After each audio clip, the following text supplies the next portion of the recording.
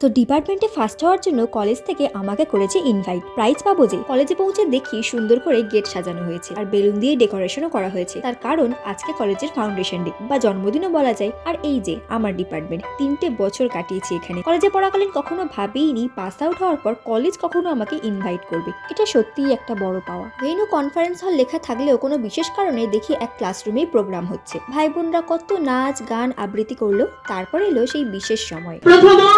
মন্ডল সুন্দর ভ্রমণ কাহিনী লিখেছিল আগের আমাদের ঈশাবস্ত্র যখন প্রকাশ হয়েছিল, অসম্ভব সুন্দর। পারলে তোমরা ওয়েবসাইটে গিয়ে পড়তে পারো।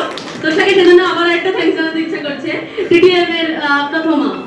কলেজ ম্যাগাজিনে একবার এক ভ্রমণ কাহিনী লিখেছিলাম জানেন। ম্যাম তখন খুব প্রশংসা করেছিলেন আর আজও সেটা উল্লেখ করলেন, সাথে বললেন লেখালেখিটা ছেড়ো না কেমন। অনুষ্ঠান পর্ব শেষে লাঞ্চ করে নিলাম। লাঞ্চে ছিল fried rice and chilli chicken. Campus থেকে দেখা এটাই হয়তো আমার লাস্ট সানসেট, তাই ক্যাপচার করে রাখলাম। কলেজ থেকে বেরোলাম with a heart full of joy and nostalgia. কিছু স্মৃতি সারা জীবন ভোলার মতো নয়, ভোলা যায় না। আজকের দিনটা তেমনই একটা স্মৃতি হয়ে আমার মনে থেকে যাবে সারা জীবন।